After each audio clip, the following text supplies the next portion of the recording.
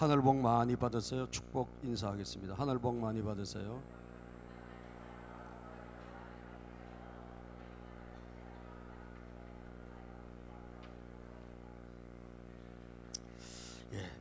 요한복음 당분간 요한복음을 하게 될 텐데요. 믿음의 사람이 해야 될 가장 중요한 일, 여러분들이 예수님을 믿는다면 우리가 해야 될 가장 중요한 일이 뭘까요? 여러 가지가 있겠죠. 여러 가지가 있겠지만 오늘 이 세례요한이 누구냐면 예수님의 어머니가 마리아하고 마리아의 친척이 엘리사벳인데, 여기도 아기가 없는 집이요. 아기가 없는 집이었는데 가브리엘 천사가 마리아에게 오기 전에 먼저 이 집에 가서 아기를 놓을 것이다, 내가 아들을 줄 것이다 라고 해서 태어난 아들이 세례요한입니다. 그러니까 보면 예수님과 육적인 친척 집안이에요. 근데 거기에 태어난 사람이 누구냐? 세례요한이에요. 그래서 세례요한은 사가랴하고 제사장이고 엘리사벳이란 이 가문에서 태어났는데, 하나님께서 목적을 가지고, 우리가 다 목적이 있어서 이 땅에 왔겠죠. 여러분들이 뭐 그냥 아무렇게나 살다가 떠날 사람은 이 땅에 아무도 없습니다. 하나님 우리를 이 땅에 보내실 때는 다 누구나 다 목적을 가지고 이 땅에 보내신 거예요. 믿습니까?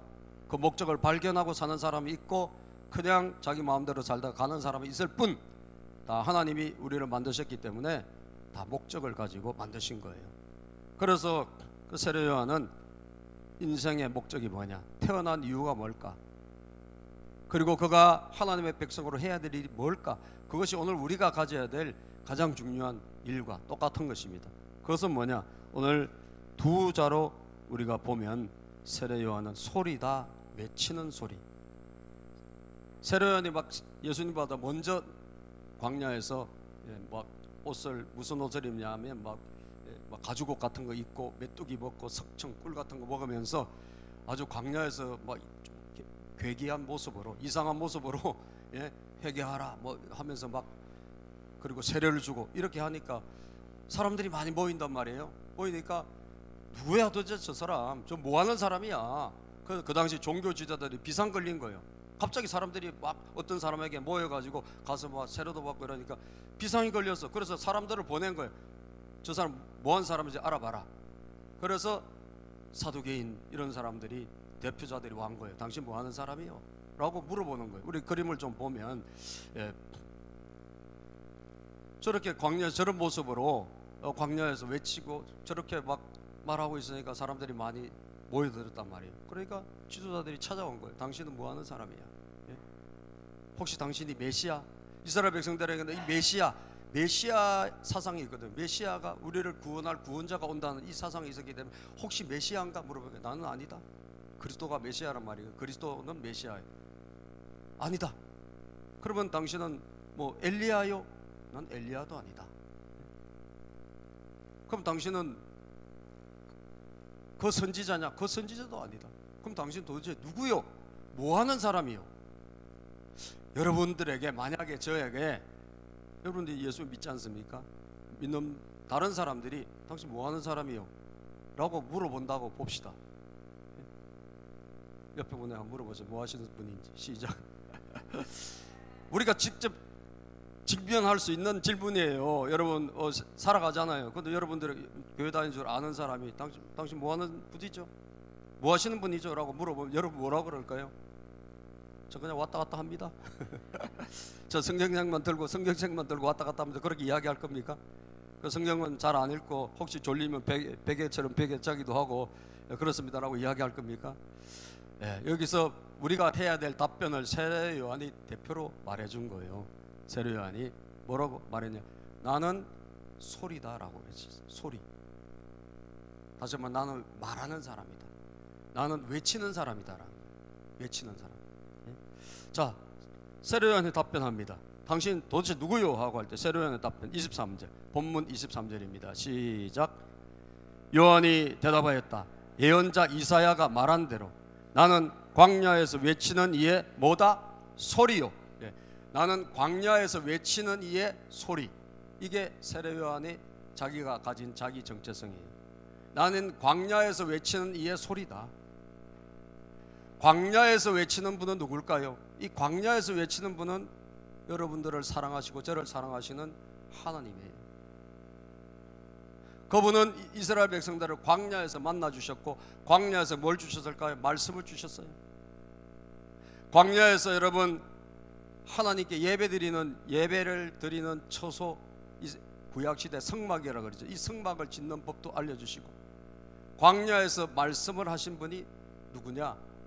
바로 하나님이시고, 예수님께서 구원하시는 이 일을 하기 전에 어디 계시냐? 광야에 계셨어요. 거기서 며칠 40일을 뭐 하셨을까? 금식하며 기도하셨어요. 왜? 우리를 살리기 위해서. 그죠? 우리를 살리기 위해서 금식하며 기도하신 거예요. 그래서 광야에서 외치는 분은 누구냐? 하나님이 여러분을 사랑하시는 소리고, 하나님이 여러분을 부르시는 소리고, 하나님이 우리에게 하시고 싶은 말을 하시는 바로 그분인데, 그분의 소리를 내가 대행한다는 거예요. 나는 광야에서 외치는 이의 내가 소리다. 소리, 외치는 소리. 제가 가만히 생각해 보세요. 소리 중에서 여러분 광야에서 지금 크게 외치잖아요. 우리가 자신감이 없으면 소리가 커질까 작아질까요? 작아집니다. 그죠? 작아져요. 자신감이 없으면 작아져. 소곤소곤해. 옆에 분이 여러분 직장 다니는데 당신 교회 나가요? 그럼 자신감이 없는 사람은 클까요 작을까요? 작습니다. 아주 작게 이야기해요. 그런데 내가 소리를 외칠 정도라면 내 안에 자신감이 있는 거예요. 할렐루야. 광야에서 내가 그 주님의 살아계심을 체험했거나 만났거나 그런 사람만이 외칠 수 있는 거예요. 외칠 수 있는 거예요. 그래서 나는 광야에서 외치는 이의 소리, 주님이 오늘도 외치고 계시거든요. 하나님 오늘도 외치고 계신다고요. 그것을 대행하는 내 역할은 바로 나도 그것을 외치는 소리의 역할을 감당한다는 거예요. 그래서 사랑하는 여러분들이 만약에 입을 꾹 닫고 살아가신다면 우리는 소리가 죽은 사람이에요. 아시겠죠? 여러분들이 정말 참된 신앙인이라면 뭘 해야 될까요? 외치는 자가 되시기를 바랍니다. 외치는 소리, 외치는 소리, 바로 그것이 여러분들의 역할이 되시기를 주님의 이름으로 축복합니다. 그러면 이분은 세례요한은 뭘 외쳤을까요? 믿음의 사람이 외쳐야 될, 우리가 말해야 될 두 가지 소리가 있다면, 첫 번째, 회개하고 예수님을 믿으라고 외치다라는 것입니다. 1번 시작. 회개하고 예수님을 믿으라고 외친다. 아멘. 외쳐야 될 첫 번째 소리는 무엇인가? 회개하고 예수님을 믿으라. 여러분 23절에 보니까 자신의 첫 번째 외치는 소리에 대해서 말하고 있습니다. 요한이 대답하였다. 예언자 이사야가 말한 대로 나는 광야에서 외치는 이의 소리요, 너희는 뭘 하라? 주님의 길을 곱게 하여라. 주님의 길, 주님이 여러분들에게 오시는 길을 어떻게 하라? 곱게 해라, 바르게 해라는 거예요. 이 곱게 바르게 한다는 것이 무엇입니까? 그것이 바로 회개하라는 거예요. 할렐루야.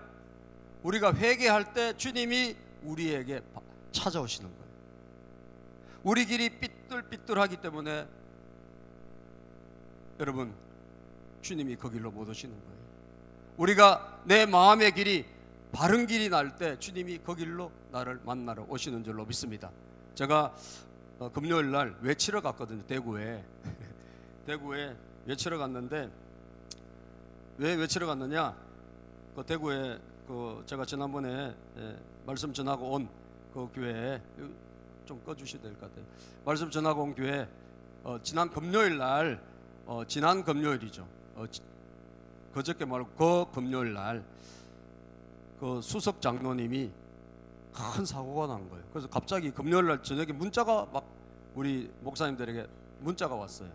그래서 뭐냐면 그분이 불법 유턴 오토바이를 타고 가다가 불법 유턴하는 여자분이 운전하는 불법 유턴하는 차에 교통사고를 당한 거예요. 그래서 뇌사 상태에 빠졌어요. 그래가지고 장기가 다 망가지고 뭐 의식은 완전히 없고, 그래서 굉장히 위중한 상태로 경북대 병원에 지금 수술 중이시다는 거예요. 그래서 우리에게 기도 요청을 해달라고 하시는 거예요. 그런데 이 유턴을 하면 안 되는 그 차선인데, 바로 옆에 있는 중앙선 옆에 있는 그 차선이 아니라 그 옆에 있는 차가 휙, 여자분이 참 왜 그랬을까? 여자가 왜 이렇게 간이 크죠? 그래서 어쨌든 휙 크게 돌아가지고 불법에서 딱 왔는데 사람의 운명이라는 게 참 알 수 없는 것입니다. 그죠? 그래서 큰 사고를 만난 거예요. 그리고 교회가 발칵 뒤집혔어요. 왜? 수석장로 18년 된 교회, 그 교회에 18년 된 분이고. 예. 그래서 목사님도 너무 막 개인적으로 충격을 받고, 예. 그래서 본인이 이 금요일 날 메시지를 전해야 되는데 자기가 외칠 자신이 없더라고요. 그래서 저한테 그 전날 갑자기 연락 와요. 그 목요일 날 제가 목장 모임 하고 있는데 갑자기 전화 와가지고 목사님 좀 내려와서 좀 말씀 좀 전해달라는 거예요. 그래서 제가 무슨 뭐 일주일 후도 아니고 뭐 한 달 후도 아니고 바로 다음 날 제가 무슨 말씀을 갑자기 가서 전할 수 있을까요? 그런데 하나님께 여쭤보니까 이분이 기도를 되게 많이 하시고 열심히 하는 분인데, 자기가 하나님께 항상 물어보는 기도를 하시는 분이에요. 하나님, 저 김민태 목사님을 불러도 되겠습니까? 부르라고 하더라고요. 그래서 전 졸지에 불려가지고 외치러 갔습니다. 그래서 갈 때 내가 뭐 하러 이 교회에서 갑자기 제가 무슨 설교를 내가 뭐 준비를 해서 가야 되는데 하나도 준비도 못했어요. 그 다음날 이제 밤에 늦게 제가 통보를 받고, 그 다음날 아침에 금요일날 내가 우리 사모님과 같이 내려가면서 교회 우리 카톡방에 기도 좀 해주세요. 제가 설교하러 가니까 우리 목원들한테도 기도해달라고 하고, 그리고 내가 내려간 거예요. 그래서 하나도 준비를 못했는데 새벽에 제가 기도할 때 하나님, 이 교회에 가서 제가 전해야 될 말씀이 뭔가요? 라고 물어봤더니 하나님이 저에게 알려주셨어요. 본문도 주세요. 뭘 전해야 될지 말씀도 주시고, 왜냐하면 하나도 준비가 안 됐으니까 뭘 전해야 될지 하나님 보여주시고 들려주세요. 그랬더니 하나님이 저에게 세 가지를 주시는데, 한 가지는 부활의 믿음. 근데 이분들이 전부 살아날 줄로 알고 있어요. 다 기도하면 살아날 것이다. 근데 여러분, 우리 교회에서 항상 외치는 게 뭐예요? 살면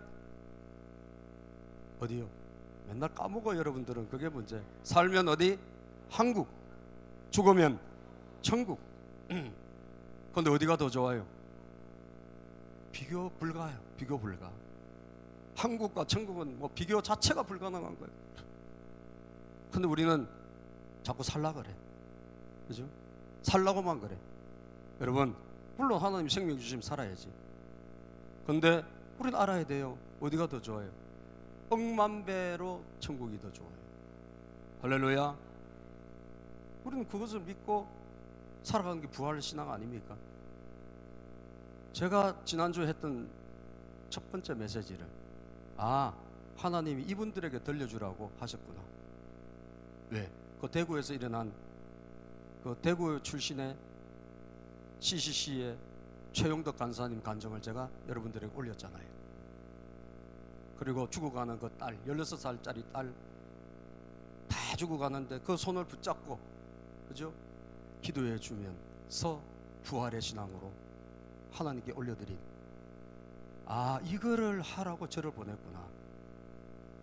제가 그래서 그분들에게 그대로 제가 전했어요. 부활의 신앙. 우리 교회에서 늘 하는 대로 살면 한국, 죽으면 천국. 할렐루야. 어디든지 국이야.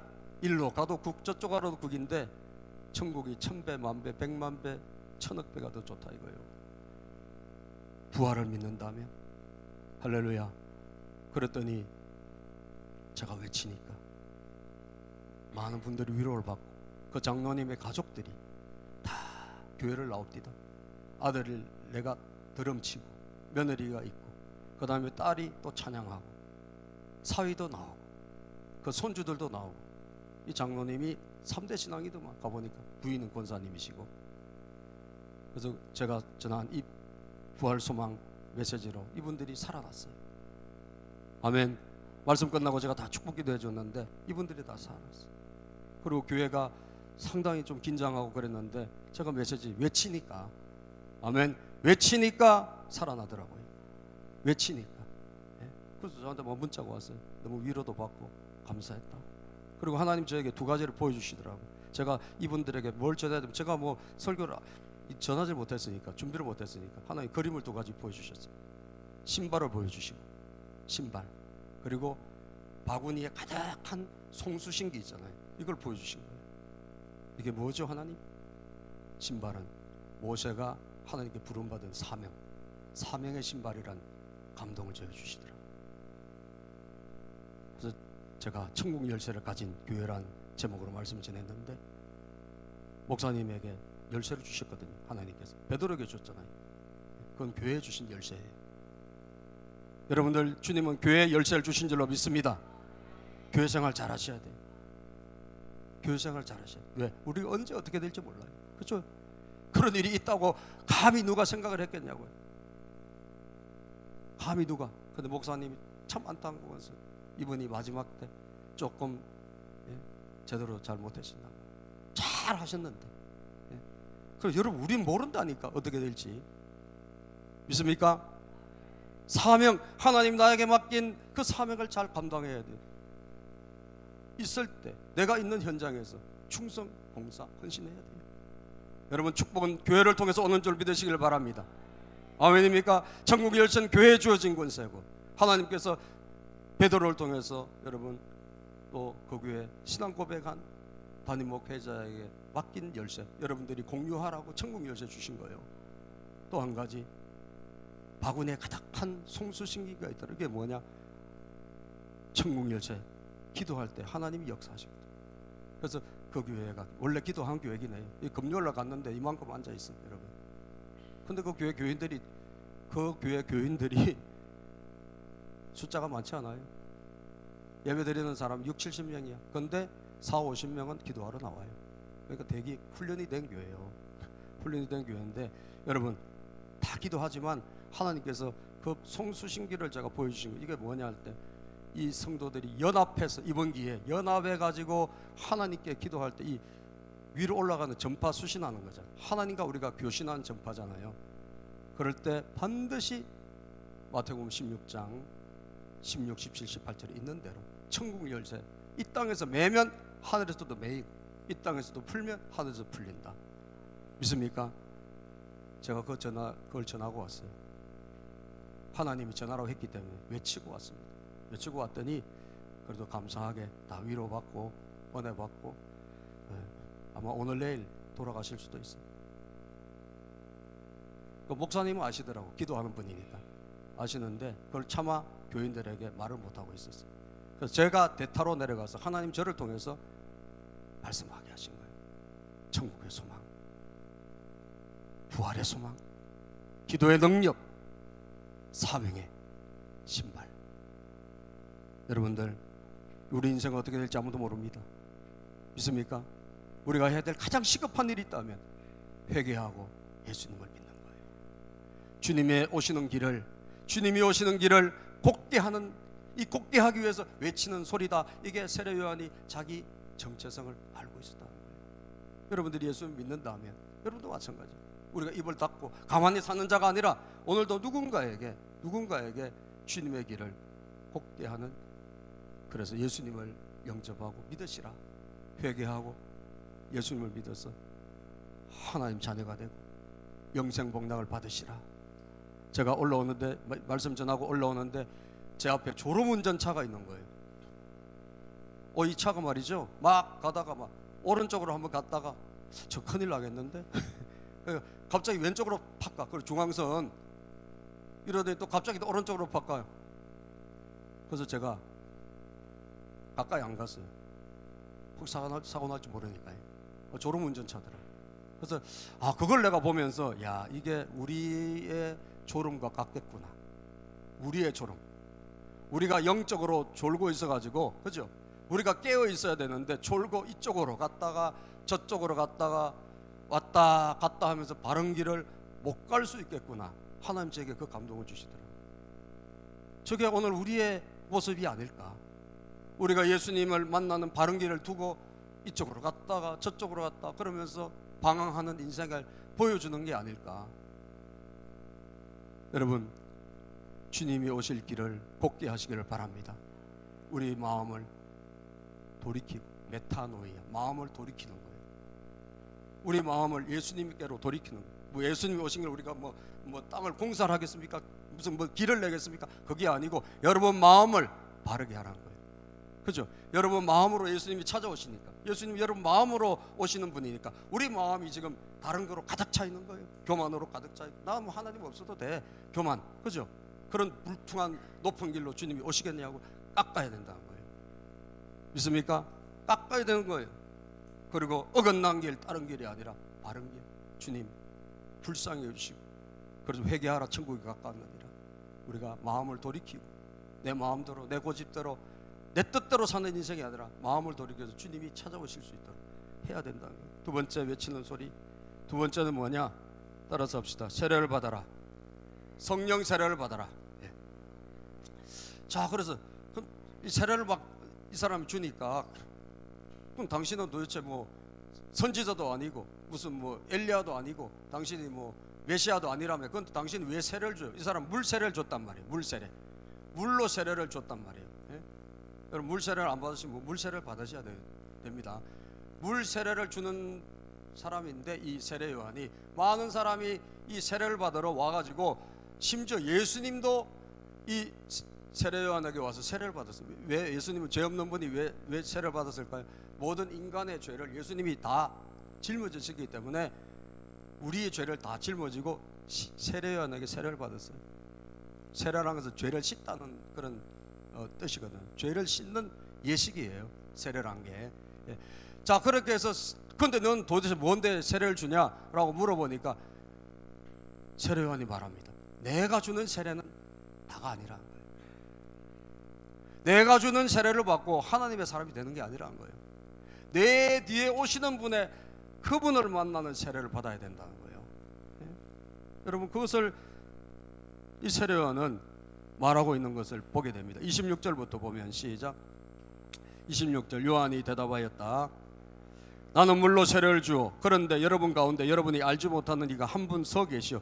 나는 물로 세례, 여러분 물 세례를 받지 않습니까? 나는 물로, 목회자는 물로 세례를 주는 사람이에요. 그런데 내 뒤에 오시는 분이 계시다는 거예요. 물로 세례를 받아야 돼요. 받긴 받아야 돼요. 그래서 여러분들이 교회 식구가 되고 하나님의 백성이 돼요. 그러나 그거가 다가 안 돼요. 그거가 다가 아니라고요. 그 물로 세례를 받은 다음에 여러분들이 해야 될 일은 회개하고 진짜 예수님을 만나야 되는 거예요. 아시겠죠? 내 뒤에 오시는 분이 계시다는 거예요. 내 뒤에 오시는 분, 그분이 누굽니까? 예수님이시지. 자, 27절 보자. 27절 봅시다. 시작. 그는 내 뒤에 오시는 분이지만 나는 그분의 신발끈을 풀 만한 자격도 없어.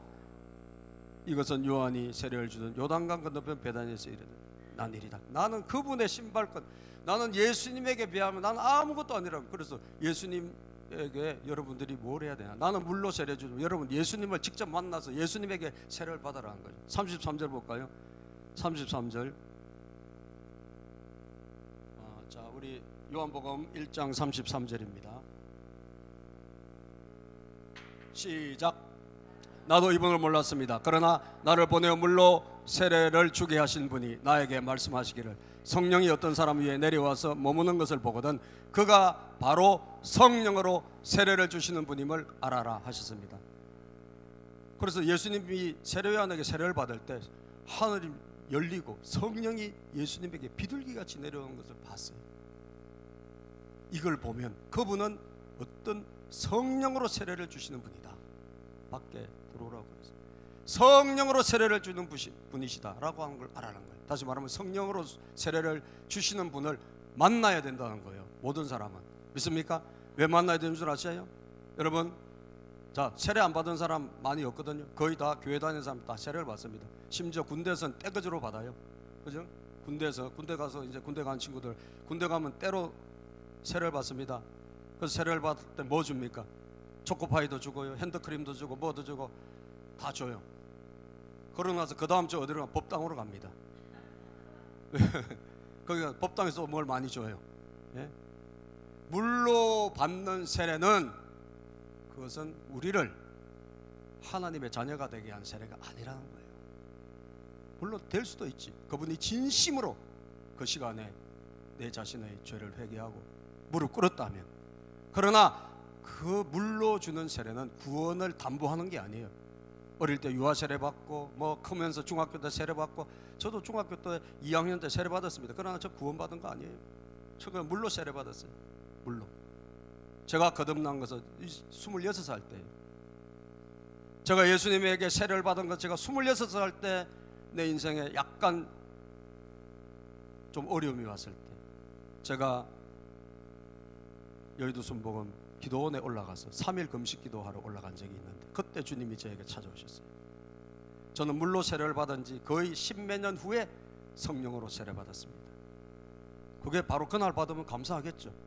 그러나 그 전에 물론 받을 수도 있고, 그러고 나서 세례 받을 수도 있고, 그때 같이 받을 수도 있지만, 대부분 보면 물 세례를 받고 나서 그 이후에 주로 받는 경우가 많더라고요. 이왕이면 그게 빨리 받았으면 좋겠어요, 성령 세례를.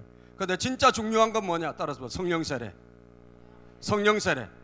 이 성령 세례는 뭐냐? 주님이 직접 여러분들에게 오셔서 찾아오시는 거예요. 찾아오셔가지고 주님이 직접 여러분들에게 세례 주시는 거예요. 그 세례를 받은 자만이 부활, 영생에 이르는 줄로 믿습니다. 그렇기 때문에 두 가지를 외치는 거예요. 여러분, 회개하고 예수 믿으십시오. 회개하고 이거 회개하고 물 세례 받고 회개해라. 두 번째, 이 세례를 받은 사람들에게 외치는 소리가 뭡니까? 여러분들은 예수님이 주시는 세례를 받으시라. 예수님, 그것은 바로 성령으로 주시는 세례를 받아라는 거예요. 할렐루야.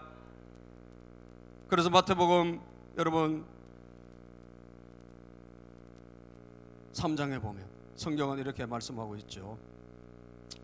3장 11절 시작. 나는 너희를 회개시키려고 물로 세례를 준다.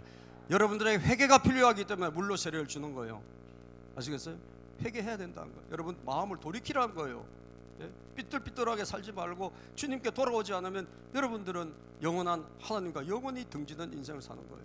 그 끝 어디겠어요? 그 끝은 어디겠어요? 그 멸망이에요. 영원한 지옥이에요. 그런데 여러분, 그렇기 때문에 당신께서 우리를 구원하시려고 회개시키려고 물로 세례를 주는 거예요. 그렇기 때문에 물 세례를 받으셔야 되고, 이것으로 안 된다는 거예요. 여러분 아시겠죠? 반드시 뭘 받아야 돼? 성령 세례를 받아라. 내 뒤에 오신 분, 시작. 내 뒤에 오시는 분은 나보다 더 능력이 있는 분이시다. 나는 그의 신을 들고 다닐 자격조차 없다. 그는 너희에게 뭐로? 성령과 불로 세례를 주실 것이다. 성령과 불로 세례를 주실 것이다. 이 세례를 저는 여러분들이 받기를 바랍니다. 할렐루야. 이것이 세례요한이 외친 두 가지입니다. 오늘 성찬식을 이어서 할 텐데, 이 성찬식은 세례를 받으신 분만 참여할 수 있는 예식이에요. 이 성찬식을 할 텐데, 이 성찬식을 할 때 사랑하는 여러분, 여러분들이 하나님과 멀어져